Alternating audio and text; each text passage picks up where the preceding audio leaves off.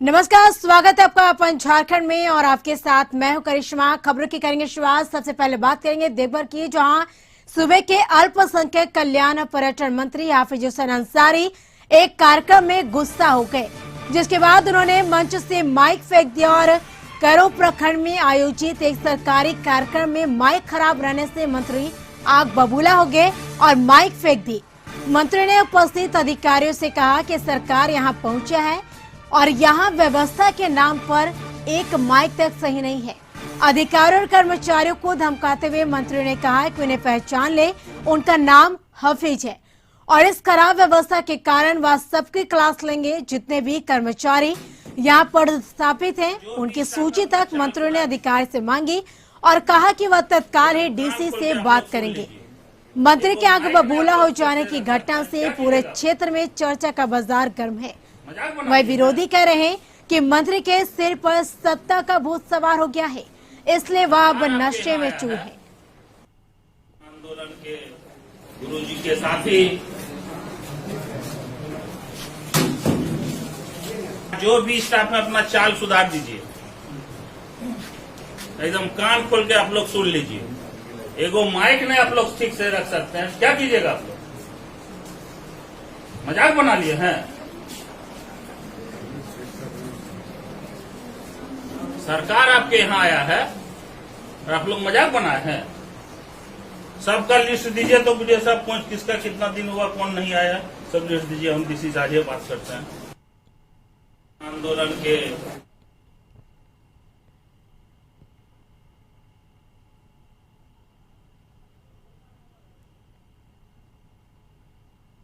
तो अधिक जानकारी के लिए देवघर से हमारे संवाददाता अमरनाथ जुड़ चुके हैं हमारे साथ लाइन पे। अमरनाथ, जानना चाहेंगे आखिर क्यों मंत्री हाफिज हुसैन अंसारी आग बबूला हो गए, क्या कारण रहा? आपको बताऊं कि कल एक कार्यक्रम के उद्घाटन में वह देवघर प्रखंड के करो में पहुंचे हुए थे, जहां पर परिसंपत्तियों का वितरण हो रहा था।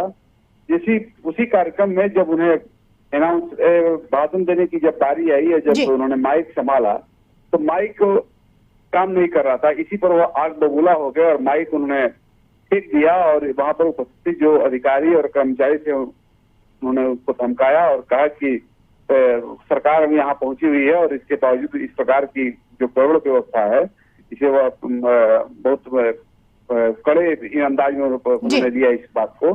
और इसी को लेकर के उन्हें गुस्सा आया कि यहाँ खराब व्यवस्था है। व्यवस्था से नाराज होकर के मंत्री ने फेंका। हालांकि इस पूरे मामले को लेकर के जो विपक्षी दल हैं, जो भी भारतीय जनता पार्टी से अन्य जो दल हैं, उन्होंने मंत्री के इस आचरण को लेकर के टीका टिप्पणी करना शुरू कर दिया है। उन्होंने कहा और उन लोगों का कहना है कि मंत्री के ऊपर सत्ता का नशा चढ़ा हुआ है, इसी कारण इस प्रकार का उनके द्वारा हरकत किया गया है। चलिए, बिल्कुल अमरनाथ, तमाम जानकारी के लिए शुक्रिया। तो जिस तरह से कार्यक्रम में हिस्सा लेने पहुंचे थे मंत्री और इस दौरान माइक खराब होने की वजह से वो आग बबूला हो गए। फिलहाल खबरों में आगे बढ़ेंगे। झारखंड में कुछ गांव अभी भी ऐसे हैं जहां के लोग नदी और नाले का पानी पीने को मजबूर है। गोड़ा के सुंदर पहाड़ी सवैकुंडा गांव के लोगों को आज भी स्वच्छ पानी नसीब नहीं है। गांव मूलभूत सुविधाओं से वंचित है। ग्रामीण बताते हैं कि हमारे क्षेत्र से आदिवासी समाज के लोग मंत्री भी बनते हैं, बावजूद आदिवासियों पर ध्यान नहीं दिया जाता है और यही कारण है कि हमारे यहाँ अब तक पानी की सुविधा नहीं पहुंच पाई और कई बार मुखिया से लेकर ब्लॉक तक के अधिकारी से गुहार लगाई गई, लेकिन किसी ने एक ना सुनी। वही गांव में 2 चापानल है जो पिछले 3 साल से खराब पड़े हैं, जिस वजह से ग्रामीण जमीन के अंदर रिस रहे, यानी गंदे पानी को पीने को मजबूर है।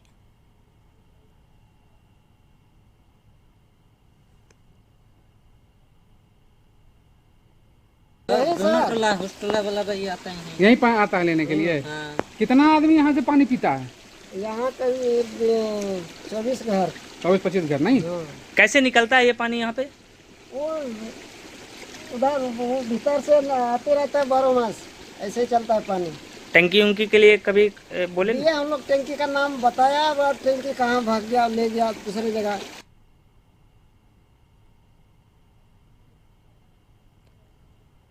तो दोनों सरकारी चापाकल है वो खराब गए, जिसकी वजह से गंदे पानी पीने को आदिवासी हैं वो मजबूर है। तो हालांकि झारखंड की जो बात करें गोड्डा की, जहाँ पे ऐसे भी जगह है जहां के लोग आज भी नदी नाली का पानी पीने को मजबूर है। तो वहीं सवेकुंडा गांव के लोगों को आज भी स्वच्छ पानी नसीब नहीं है। हालांकि मूलभूत सुविधाओं की अगर बात की जाए तो उन सुविधाओं से जो आदिवासी हैं वो वंचित है। हालांकि आदिवासी समाज के लोग मंत्री भी बनते हैं, इसके बावजूद भी आदिवासी पर ध्यान नहीं दिया जाता है और यही कारण है कि हमारे यहाँ अब तक पानी की जो सुविधा है वो नहीं पहुंच पाई है और कई बार मुखिया से लेकर ब्लॉक तक के अधिकारियों से गुहार भी लगाई गई है, लेकिन अब तक इस मामले को लेकर कोई पहल नहीं की गई है और आज भी लोग गंदे पानी पीने को मजबूर हैं। खबरों में आगे बढ़ेंगे। गढ़वा में बरडीहा थाना क्षेत्र के मजीगावा गांव में शुक्रवार को ग्रामीणों ने प्रेमी जोड़े की शादी करा दी, लेकिन 6 घंटे के बाद ही लड़की को अपना सिंदूर धोना पड़ा और इस संबंध में स्वर्गीय रामपति रजवार की विधवा तेतरी कुंवर ने बताया कि गुरुवार की रात मेरे घर में भवनाथपुर थाना क्षेत्र के केवाल रपुरा गांव निवासी राकेश रजवार के पुत्र विकास कुमार राजवंशी, जो कि लगभग 16 वर्ष के हैं, वो चोरी की नियत से घुस गया था। शोर मचाने पर गांव के लोग जमा हो गए और उससे पकड़ लिया गया और इस घटना के कुछ देर बाद सूचना पाकर लड़के के पिता और रिश्तेदार भी आ गए। काफी संख्या में गांव और आसपास के लोग जमा हो गए और इस बीच ग्रामीणों ने जबरन देवी मंडप में शादी करा दी।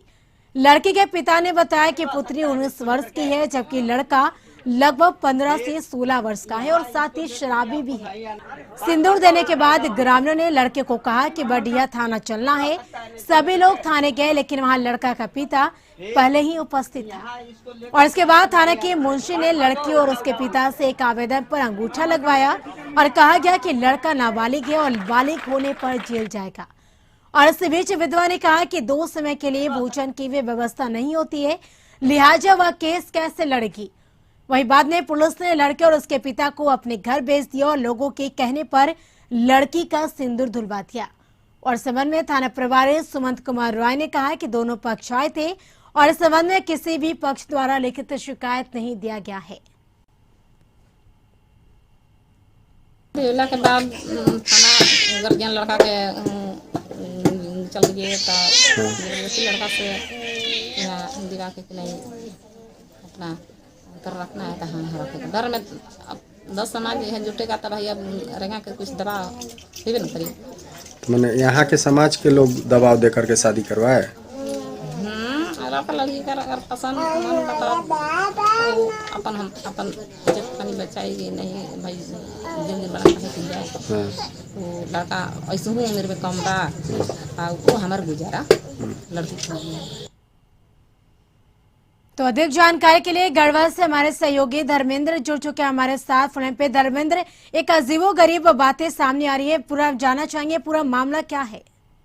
जी मैं आपको बता दूं कि यह मामला गढ़वा जिला के बरडीहा थाना का है, जहां पे एक युवक है युवती की जबरन शादी की बात जो है वो सामने आ रही है। जबकि युवती की जो माँ है उसका ये कहना है कि वो लड़का जो है वो चोरी के नियत आया था और जब वो हल्ला की और गाँव वाले जुटे तो वो उसे प्रेम प्रसंग का रंग दे दिया और जबरन उनकी लड़की और जो लड़का है उसकी शादी देवी मंडप में कर दी गई। और जब थाना जाने के बाद ये पूरा मामला क्लियर हुआ कि लड़का जो है नाबालिग है और लड़की जो है 19 साल की बालिग है, यह शादी नहीं हो सकता है।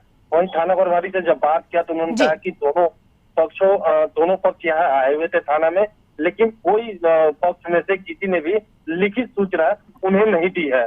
वहीं फिर जब यह मामला हुआ इसके बाद लड़के को उसके पिता के सुपुर्द किया गया। इसके बाद गाँव वालों ने एक बैठक की। बैठक के बाद जो सिंदूर दिलाया गया था जिस जगह पर उसी जगह पर उस लड़की का सिंदूर धुलवा दिया गया है। जी बिल्कुल, चलिए तमाम जानकारी के लिए शुक्रिया।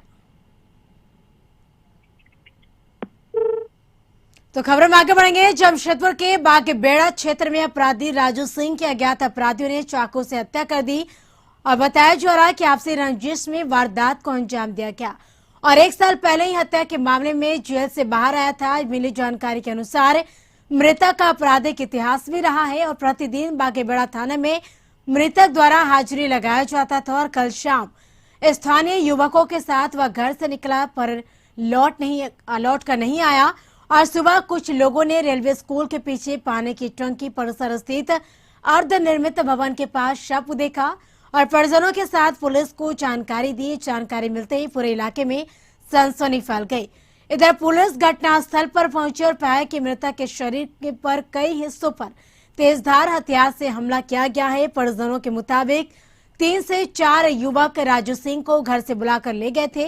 वहीं बागेबेड़ा थाना प्रभारी राजेश कुमार सिंह ने कहा कि चाकू मारकर रामनगर निवासी राजू सिंह की हत्या हुई है और हत्या के पीछे क्या कुछ कारण है, कौन लोग थे, इसकी जांच पड़ताल की जा रही है।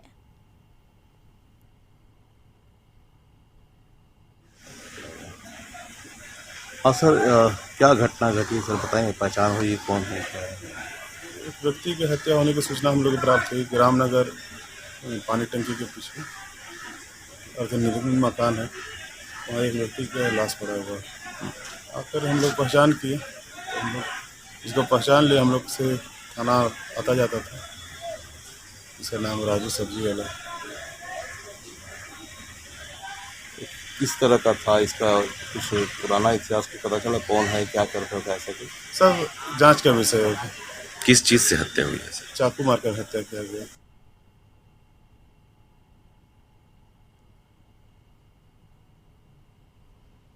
तो फिलहाल यहाँ वक्त हो चला है छोटे से ब्रेक का। ब्रेक के बाद खबरें और भी है, जल्द लौटेंगे। खबरों में आगे बढ़ेंगे। दुमका में महिलाओं को रोजगार से जोड़ने के लिए सरकार ने एक अच्छी पहल की है। शास्त्री नगर मोहल्ले में एक प्रज्ञा केंद्र में सैनिटरी पैड बनाया जा रहा। सैनिटरी पैड से जहां महिलाएं स्वच्छ और सुरक्षित रहेंगी, वहीं इन्हें रोजगार भी मिल रहा है। प्रज्ञा केंद्र संचालिका ने कहा कि महिलाओं को सैनिटरी पैड बनाने के बारे में बताया जा रहा है और उसके बाद महिलाओं को यहां काम पर रख लिया जाता है।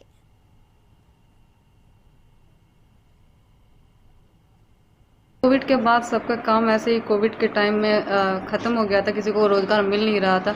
तो ये जो काम हम लोग का स्टार्ट हुआ है, ये एनजीओ के तरफ से जो है सैनिटरी पैड बनाने का काम है। ये सबसे पहले तो महिला लोग को जागरूक करने के लिए है, वो लोग का स्वास्थ्य को देखते हुए ये चीज़ का काम शुरू हुआ, जिसमें कि हम लोग सबको सहयोग भी करना चाहिए। हम लोग का रोज़गार भी स्टार्ट हो गया, नया एक काम मिला जिसमें कि सबको हम लोग जागरूक कर सकते हैं, प्लस अपना भी 100% दे करके सबको बताना, प्लस काम में सबको जोड़ना। ये एक ग्रुप बन गया जो भी बेरोजगार महिला है, जो कि कम पढ़ी लिखी है, जिनको काम मार्केट में नहीं मिलता है, वो लोग को जोड़ करके इसमें सबको ऐड करना है और सबको काम के लिए बताना है। बेरवा में विस्थापित नगर समिति गोविंदपुर मौजा के विस्थापितों सीसीएल प्रबंधन पर वादा खिलाफी का आरोप लगाते हुए सीसीएल के कारो स्पेशल फेज 2 परियोजना में चल रहे पुनर्वास कार्य की जमीन पर हल चलाकर खेती की और अपना कब्जा जमाया। विस्थापित नेत्री रोशन आरा ने कहा कि सीसीएल प्रबंधन जब तक विस्थापितों को नौकरी मुआवजा नहीं देता, रैयत अपना जमीन जोत कर खेती बाड़ी करेंगे और किसी भी तरह के निर्माण कार्य को चलने नहीं देंगे।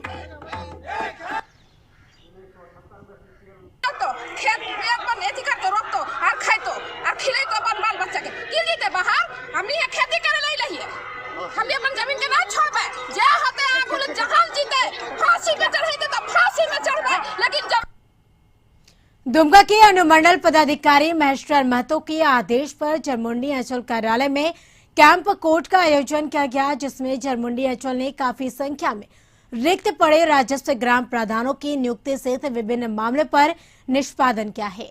और एसडीओ महेश्वर महतो ने बताया कि कैंप कोर्ट में कुल 96 मामलों की सुनवाई की गई, जिसमें से रिक्त पड़े 32 ग्राम प्रधानों की नियुक्ति के मामले को सुलझा लिया गया और 2 मामले को खारिज कर दिया गया और साथ ही बताया गया कि अन्य मामलों में अगली तारीख को सुनवाई की जाएगी। आज 34 ऐसे थे जिन पर कि आज हम लोगों ने आदेश किया है और जो शेष है उसमें भी प्रतिवेदन के अभाव में अंचल अधिकारी का प्रतिवेदन उसमें प्राप्त नहीं था, जिसके कारण और कुछ धारा 5 के तहत भी था जिसमें वोटिंग करानी है, तो उसके लिए जमाबंदी रैयत की भी उपस्थिति नहीं थी, जिसके कारण उन सबों पर आज निर्णय नहीं लिया जा। लोहरदगा में जिला खास सुरक्षा पदाधिकारी राजेश कुमार शर्मा ने भंडरा, चट्टी और बरही में मिठाई दुकानों में छापेमारी की, जिसमें मिठाई की गुणवत्ता और मिलावटी रंग के प्रयोग करने वाले दुकानों से सैंपल लेकर जांच के लिए भेजा। और इस दौरान अधिकारियों की टीम ने सेना प्रखंड के बरी चौक स्थित भगत होटल से 2000 और सृष्टि होटल से 500 और जगतपाल होटल चट्टी से 1000, बंगाली स्वीट से 500 का जुर्माना वसूला। सभी होटल संचालकों को 1 सप्ताह का समय दिया गया है, जिसमें कहा गया है कि सभी होटल संचालक अपना अपना दुकान का FSSAI लाइसेंस निर्गत करा ले। लोहरदगा के विभिन्न शहरी क्षेत्र एवं प्रखंड में भी हम लोग आज छापेमारी कर रहे हैं और छापेमारी के आलोक में हम लोग को मेनली जो फूड कलर होता है वो यूज़ करने का निर्देश दिया जाता है, लेकिन ये लोग जो है इंडस्ट्रियल कलर जो 5 रुपये वाला जो चंपत रंग का जो आता है ना, ये लोग उसमें जलेबी में, बूंदिया में, लड्डू में लोग मिलाते हैं, जिसको कंप्लीट बैन किया गया है, वो आप मिला नहीं सकते। तो जिस होटल में हमें वो चीज़ मिला है उसको हमने फाइन किया है। अब बात रक्षाबंधन की तो धनबाद पुलिस लाइन में स्कूल ऑफ नर्सिंग के छात्राओं ने सैकड़ों जवानों की कलाई पर राखी बांधकर रक्षाबंधन का त्योहार मनाया। वहीं स्कूल ऑफ नर्सिंग के प्रिंसिपल ने मीडिया को बताया कि नर्स छात्राएं अपने हाथों से राखी बनाकर धनबाद पुलिस लाइन पहुंची और पुलिस भाइयों को राखी बांधा। नर्सिंग के छात्राओं ने बताया कि जैसे ही प्रिंसिपल मैम का प्रस्ताव आया कि धनबाद में पुलिस की सुरक्षा में मुस्तैद सभी जवानों को राखी बांधना है, तो वह राखी बांधने के लिए वहां गई और जवानों को राखी बांधी। मैम का प्रस्ताव आया कि राखी बनवाना है, तो हम लोग को बहुत खुशी मिला कि हम लोग राखी बना के हम अपने जो जवान के सुरक्षा कर्मी हैं उनको राखी बांध सके। उन्होंने बताया कि आप राखी बनवा सकते हो, तो मेरा स्टूडेंट लोग एग्री हो गए, बोले बहुत उत्साह से लेके वो लोग राखी बनवाए हैं और उसी से शुरू हुआ। गढ़वा जिले में एक अनोखी पहल देखने को मिली, जो दरअसल कार्यपालक पदाधिकारी संजय पांडे ने रक्षाबंधन को लेकर नगर परिषद की महिला सफाई कर्मियों के घर पहुंचे और घर के बाहर खड़े होकर सभी महिला सफाई कर्मियों से राखी बंधवाया। इस मौके पर कार्यपालक पदाधिकारी ने महिला सफाई कर्मियों को उपहार के स्वरूप में एक छाता भेंट किया। महिला सफाई कर्मियों को यकीन नहीं हो रहा था कि कोई अधिकारी उनके घर राखी बंधवाने के लिए पहुंच जाएगा। राखी बांधते वक्त सभी महिला सफाई कर्मियों की आंखों में खुशी की झलक देखने को मिली।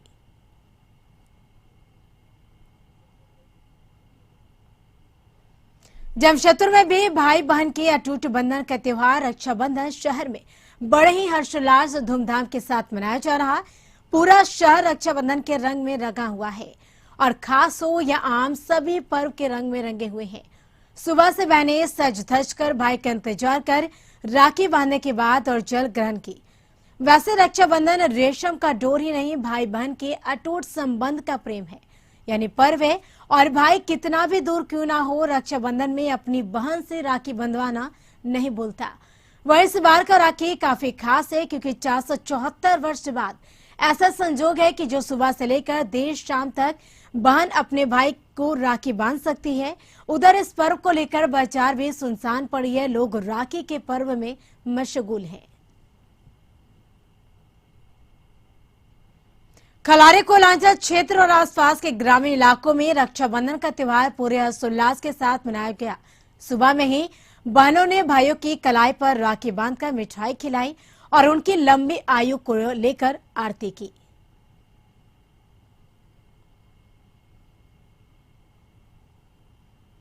राजधानी रांची के आंचल अनाथ आश्रम में अनाथ बच्चों का रक्षाबंधन कुछ खास ही होता है और यहाँ की बच्चियां अपने हाथों से मिठाई बनाकर भाइयों को राखी बांधती है। अनाथ भाई बहन एक दूसरे को राखी बांधकर रक्षाबंधन खुशी के साथ मनाते हैं और एक दूसरे को मिठाइयां खिलाते हैं।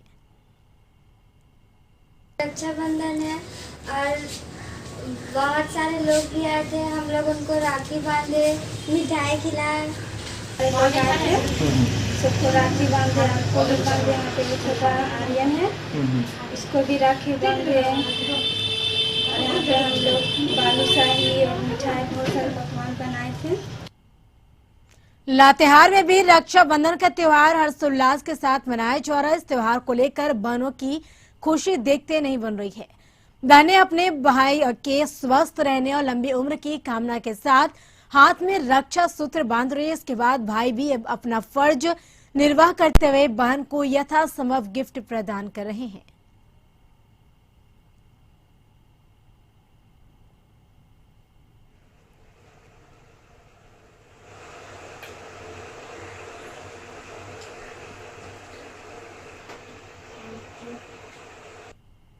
देवघर बाबा मंदिर की एक से बढ़कर एक पुरानी परंपरा रही है और आज सावन का आखिरी दिन है और आज रक्षाबंधन भी है और आज के दिन बाबा भोले की प्रातःकालीन पूजा विशेष होता है और पूजा में बाबा भोले के ऊपर राखी चढ़ाई जाती है।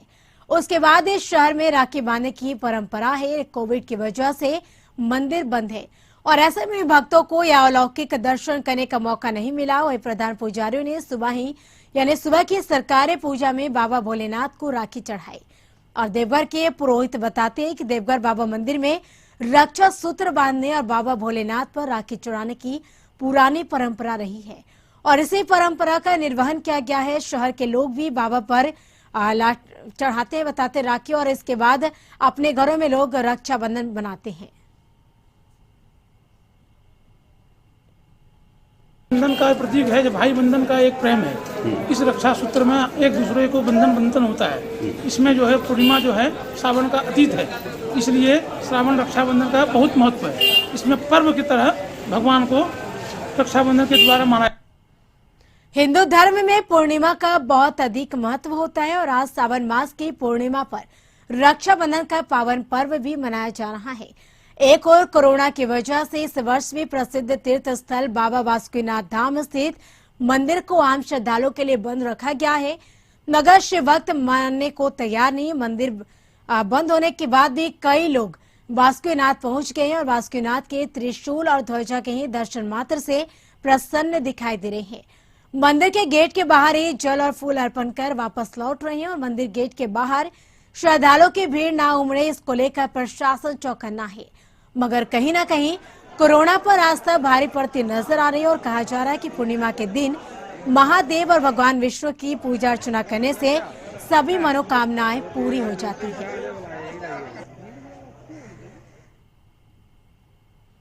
रक्षाबंधन पर राज्यपाल रमेश बैस ने ट्वीट किया है, जिसमें उन्होंने लिखा है कि भाई बहन की पवित्र रिश्ते और अटूट बंधन का पावन पर्व रक्षाबंधन की आप सभी को हार्दिक बधाई और शुभकामनाएं। यह पर्व आप सभी के जीवन में हर्षोल्लास लाए और सभी भाइयों और बहनों के जीवन में सदा स्नेह बना रहे और वे अपने कर्तव्यों का पालन करते रहें, ऐसी कामना करता हूं।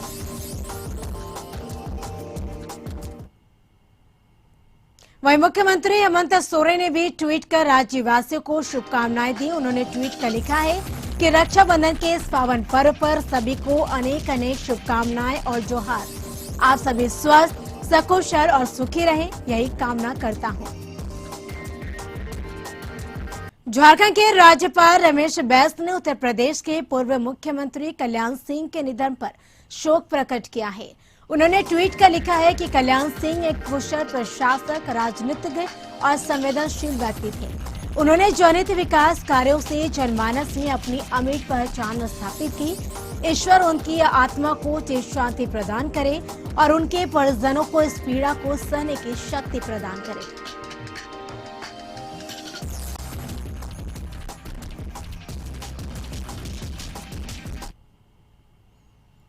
केंद्रीय मंत्री अर्जुन मुंडा ने भी ट्वीट कर दुख प्रकट किया। उन्होंने ट्वीट कर लिखा है कि पूर्व मुख्यमंत्री कल्याण सिंह जी के निधन का दुखद खबर मिला। उनके निधन से भारतीय राजनीति के युग का एक अंत हो गया है। भगवान श्री राम उन्हें अपने चरणों में स्थान दे, उनके परिजनों को यह दुख सहन करने की शक्ति दे। ओम शांति।